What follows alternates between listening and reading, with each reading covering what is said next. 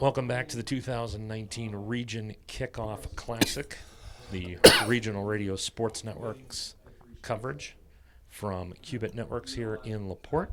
Glad to be joined by Lowell head coach Keith Kilmer going into his 10th season.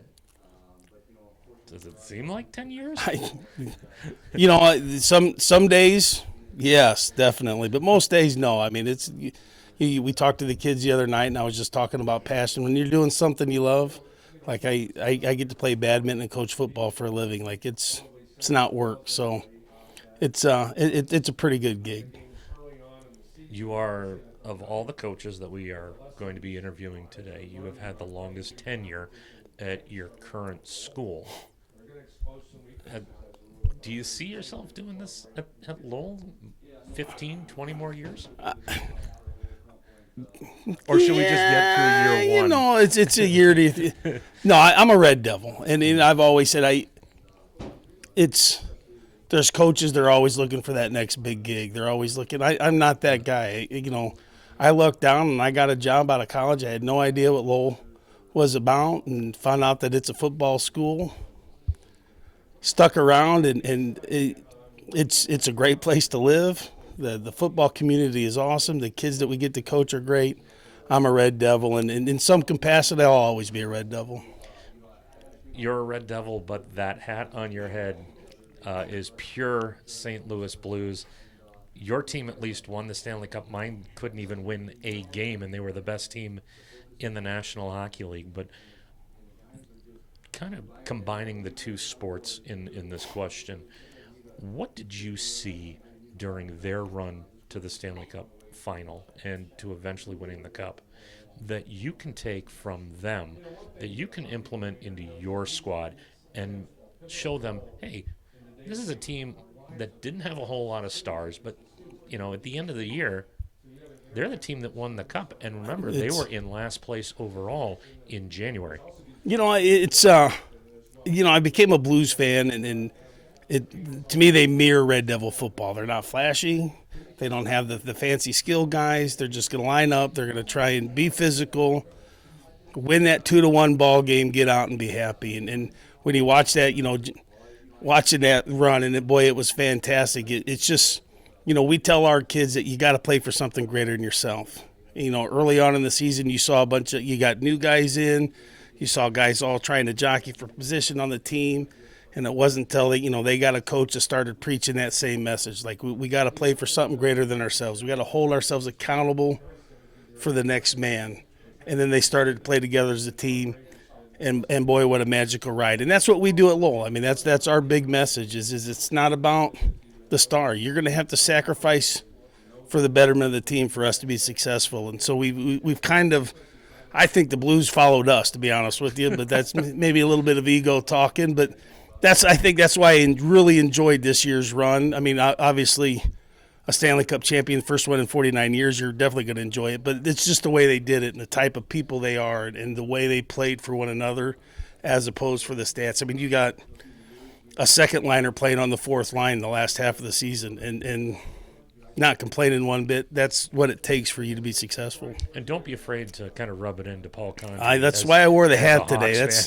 He's been giving me all kinds of grief on social media. So when I knew I'd see him today, I had to get the hat out. If you could take one player from their team, from the Blues, and put him into a Lowell Red Devil uniform, which one would you pick? And conversely, which one of your Red Devils would make a pretty good NHL player? I just kind of gravitated towards Steiner, Alexander Steen. I mean, he's the guy. I mean, he's making first-line money, second-line money, and they asked him to go down the line to the fourth line. And hockey people might not get this, but basically he was asked to be on special teams in football. And he did it. And he took the young guys and made that fourth line good enough that they could play against any other line when they needed to. And that's really what propelled the Blues, I think, to the playoff run, because they had four strong lines. And that's what it takes. It takes guys to sacrifice, accept their role, and do what's best for the team. We got a kid, Chris Bozak, that's kind of got that same mentality. He got hurt last year, was in line to start, got hurt in a scrimmage, missed the first 6, 7, 8 weeks. By that time, we were rolling like you're not going to change. But he didn't cry. He didn't mope. He didn't tear up the locker room. He accepted his role. He was the best scout player we had, and this year he's going to be one of our main team leaders and one of our, our defensive guys that we're really going to count on. Just put him on a pair of skates, and I think he'll be hoisting that. Well, he's kind of got that body too. He's kind of long and lanky, and doesn't mind throwing his body around. You guys had your scrimmage on Friday night.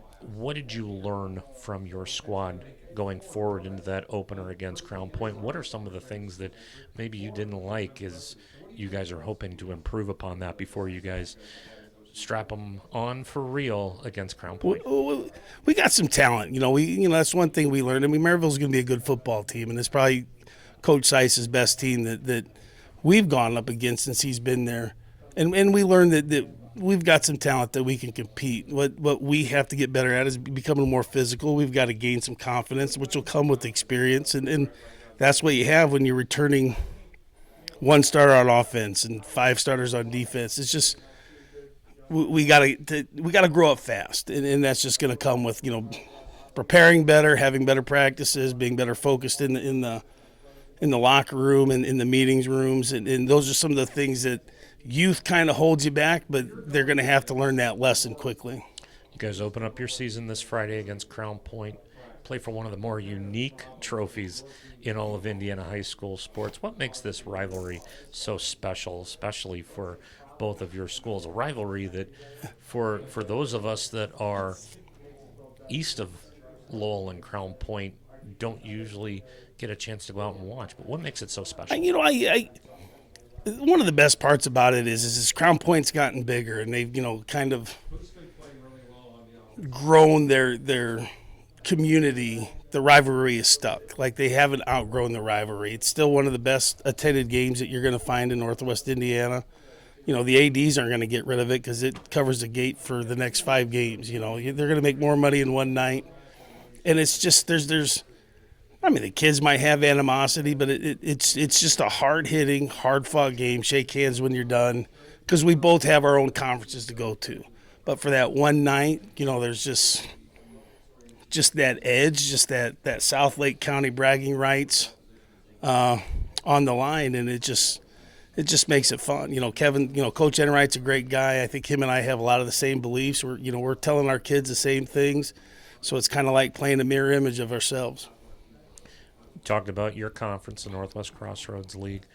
What makes that conference so unique, and what will it take to prepare you guys for your state tournament run once the regular season is over? How will that conference play prepare you guys?